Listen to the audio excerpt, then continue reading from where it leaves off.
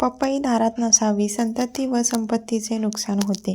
अंगणामध्ये तुळशी नक्की असावी, परंतु ती थेट दरवाजासमोर नसावी. त्याने द्वारद्वेष निर्माण होतो. घराशेजारी काटेरी झाडे लावू नयेत. गृहकलश अशांती, शत्रुभय निर्माण होते. परंतु गुलाबाने कोरफड चालते.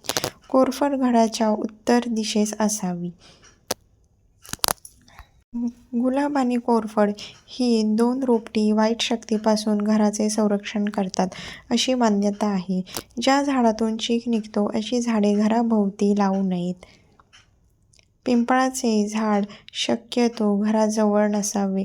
असलेच तर घराच्या दक्षिणेला असावे. फलदायी मानले जाते.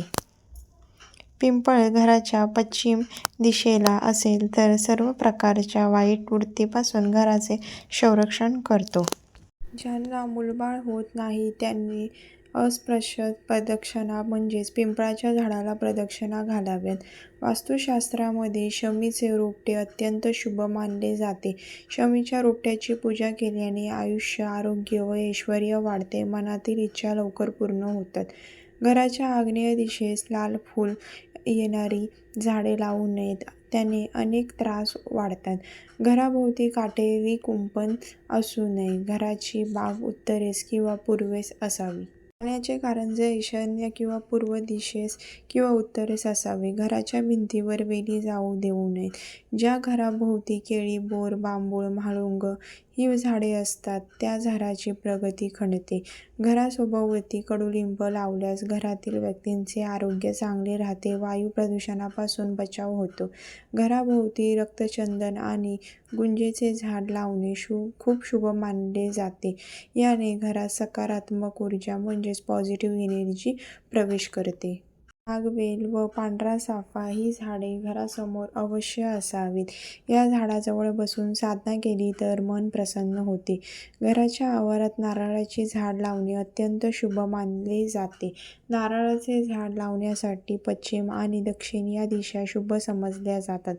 फणसाचे झाड सुद्धा घराजवळ लावू शकतात. ते घराच्या दक्षिणेला लावावे. कोणत्याही झाडाची घनदाट सावली पूर्व किंवा उत्तर बाजूने आपल्या घरावर पडू नये हा दोष मानला आहे. घराभोवती लावण्यासाठी पुढील झाडे शुभ असतात: नारळ, बेल, हिरडा, देवदार, वृक्ष, चंदन, अशोक, पुरांग, नागलता इत्यादी. फ्लॅटमध्ये रुईचे अर्क झाड लावू नये. फ्लॅटच्या एका दूर कोपऱ्यात जिथे कुणीही सहजासहजी जाऊ शकणार नाही तिथे लावू शकता. अविवाहित तरुण मनुष्याचा मृत्यू झाल्यास त्याचे रुईच्या झाडाबरोबर लग्न लावतात. याला अर्कविवाह असे म्हणतात. त्यानंतरच तरुणाचा दहनसंस्कार होतो. त्यामुळे हिंदू धर्मशास्त्रात रुईचे झाड वास्तूशेजारी असणे हा दोष मानला गेला आहे. अशोक वृक्ष घराच्या उत्तरेला असल्यास मालकाचे आरोग्य व पैशापाण्याची स्थिती चांगली राहते. दुःख, त्रास होत नाही. घरात बेलफळ आणून ठेवावे. 1-2 आठवड्यांनी ते बदलावे. त्याची पूजा अर्चा करण्याची गरज नाही. घरात सुख समृद्धी नांदते.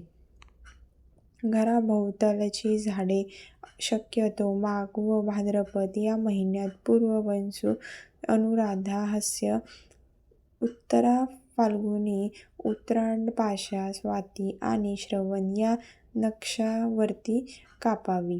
आंबा, सागवान, नारळ अशी उंच वाढणारी झाडे शेताच्या पश्चिम व दक्षिण भागात लावावीत. फायदा होतो. व्हिडिओ आवडल्या असतात सर्वांनी व्हिडिओला लाईक, शेअर आणि सबस्क्राईब करा. आणि जे कोणी चॅनलला नवीन असतील त्यांनी सबस्क्राईब करून घ्या आणि बेल आयकॉनला क्लिक करा. आणि कमेंटमध्ये श्री स्वामी समर्थ लिहायला विसरू नका. श्री स्वामी समर्थ.